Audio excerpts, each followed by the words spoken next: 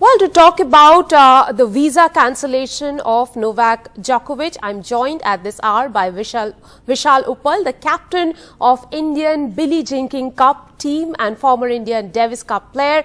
I am also joined by Rituraj Borkakoti, who's the deputy sports editor of Khalij Times, and I'm also joined on the show by Aashutosh Srivastava, who is a Supreme Court lawyer. Welcome on the show. Let me first start with Vishal. Novak Djokovic, in fact, has now been put on detention, and Rafael Nadal coming out and saying if he wanted to play Australian Open, he would have made other decisions. That's a big statement. Yes, and I have to agree with Rafael Nadal. I think, you are free to take your own decision, but there are always consequences to your decision. And the only part in this whole story which is still unclear is why would Tennis Australia or, the Australian government or Victorian government allow some people to get a medical exemption and not give the same, extend the same courtesy to many more players. We know here in India, one of our young junior players was denied visa to the Australian Open because he's not vaccinated, even though it was made very clear that India still had an open vaccination for kids below the age of 18 years of age. So, I think sports is all about fairness. It's about, equality, and rules are the same for everyone. And I think there should be no exceptions to that. So in my opinion, I have to agree with Rafael Nadal. Djokovic knew what the consequences could be. And, I don't think it's fair for him to risk other people getting infected because he's unvaccinated, and maybe he could be a carrier during this tournament. Vishal, let me ask you another question here. You said that sports should be fair, and the Australian Open authorities have been saying that these applications for exemption have gone to doctors who did not know from whom these applications have been coming from. So they were evaluating nameless people. In all of this, how fair do you think is this evaluation process, and the fact that they're claiming they did not know that they were giving this exemption to Novak Djokovic? Do you really believe that, Rika? Now I'm asking you, do you believe they it? would not know. I don't believe it. I mean, come on. But in all fairness to Djokovic, I think that if he's not allowed entry into Australia because of a medical exemption, then the medical exemption given to the other players or whoever support staff should also be revoked. You can't then single out Djokovic just by himself, just because he's Novak Djokovic. I don't agree with his decision of not vaccinating himself. Come on, this world has seen enough pain and enough suffering.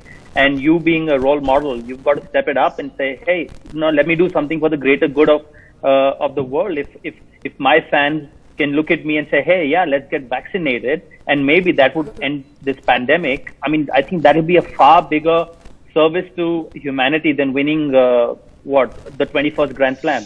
So I think, I think to be fair to Djokovic, even the others who have been granted this medical exemption, and quite honestly, they've not made it clear on what basis, who, what, why. If you're going to hide things, people are going to ask more and more questions. Better to be out in the open and say, hey, this is what it is, and let's get on with it.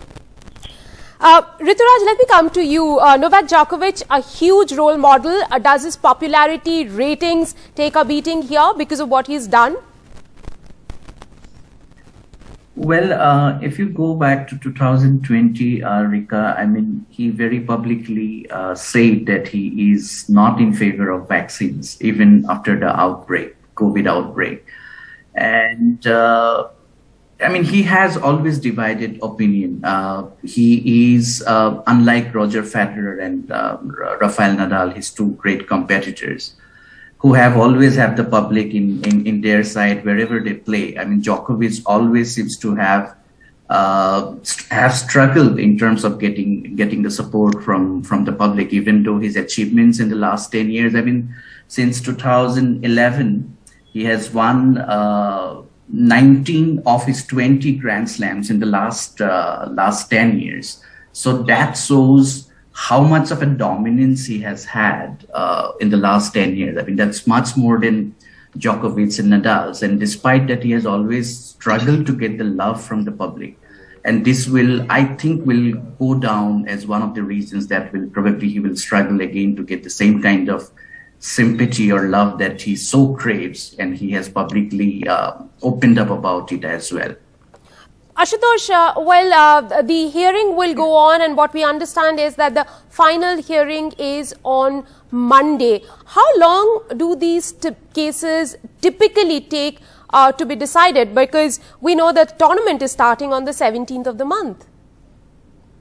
Yes, I think it has to be decided before 17th, considering the situation here. I feel that we have to just see what are the Australian rules and regulations for this purpose. Now, there are two aspects of it. One is that, if anybody is having any foreign national having, any kind of special purpose visa or any eligible visa, and, that person can apply for voluntary exemption, to the Australian border force, to the commissioner, and it has to be granted. So now that is one aspect, whether it was granted to him or not. The second aspect is that as per the Australian rules, that if the government has invited any foreign national on its land, who could have some special skills which could be of some national interest to the Australian government, such exemptions are already provided by the Australian government. Now, considering this kind of a case, that is a kind of interpretation, whether this player has got, special skills which should be considered, as per law. So I think the Australian courts will be at liberty to decide, because these are all established principles of law, which the Australian government itself has made, for the foreign nationals. And there are other exemptions also. Obviously, that will not apply in this case. But I think being a player and who has been invited by the Australian government to play in the country, that could be considered as an exemption by the Australian court. So now we have to see, how these Aashutosh, I'll have to ask you, do you see this? Do you see this as a fight between Australian Open and the state of Victoria? Because the state of Victoria said they are not going to back him coming into the state, and hence the border police didn't allow him to come in.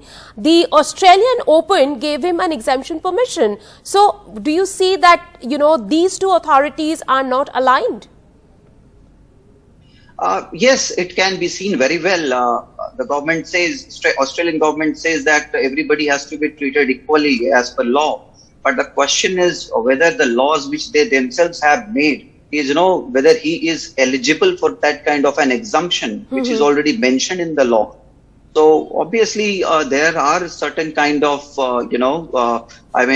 differences between the two, authorities. So obviously, I think the court will have to, the matter is already before court, and I'm sure that the court will have to decide it before 17th. Otherwise, the petition filed by the player will become infructuous, and it will have no impact, because the time is the essence of this, suit which has been filed before court. Vishal, so we'll have to see. Vishal, what we understand is that right now he is lodged in an isolation prison, and that denies him of several privileges, and perhaps even if he is taking medication or several other things, he will not be able to access all of that.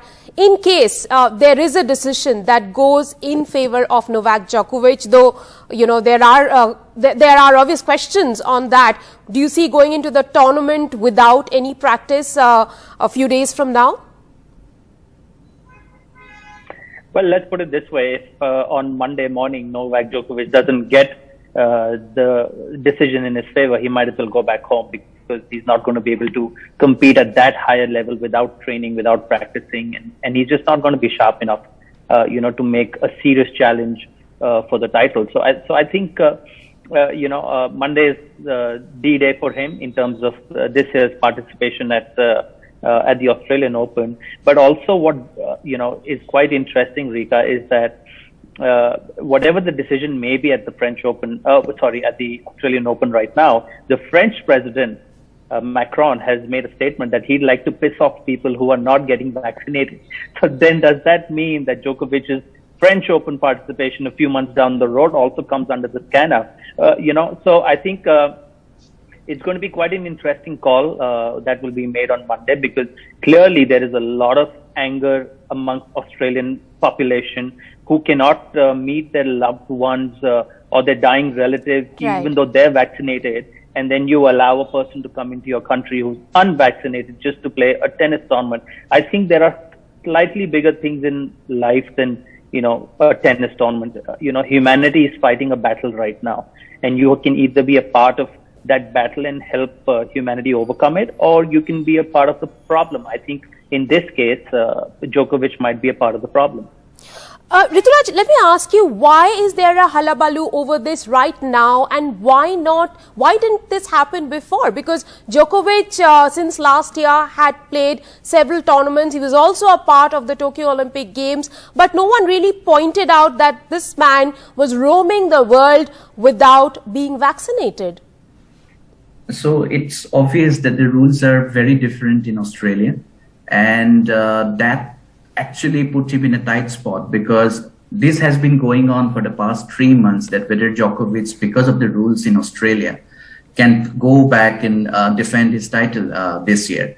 So then about maybe couple of weeks back, it first emerged that they have formed an independent committee, which is likely to give him a medical exemption. And after that, he put up the the post on the Twitter, and that he has been granted the medical exemption. So, that is a little bit confusing.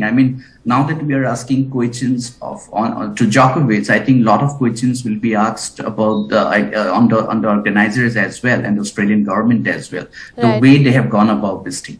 Vishal, let me ask you one last question. Some of Djokovic's fans have been debating online whether it'll be vaccine versus 21st slam, because as you mentioned that Macron had said no entry to France without vaccination. Perhaps Wimbledon and US Open will also make similar rules. So then do we see him get the 21st or not? I guess time will tell us. But, Rika, in all honesty, I think the world is really going through a much tougher time right now. And there are some serious decisions that have to be made. You cannot have rules where you are banning entry of everyone else into your countries if you're not vaccinated, and then you make an exception for one or two people. That's just not fair. And even to the Australian public, because he will come in contact with a lot of, tournament staff, a lot of people, and is it fair to risk them and their health and their lives, for a 21st Grand Slam? I think not. So I think, Novak Djokovic really has to do some introspection. This may be for the greater good of, the world right now. And I think he and his team really need to sit down and think this through, because if the French government becomes tough about it, if then, the UK government gets tough about it, then his quest for the 21st Grand Slam is seriously going to get dented, because, I think the world is fed up of this COVID crisis, and we really want to get beyond it now. So I think everyone has to partner in this, and everyone has to help, remove or get past the COVID time.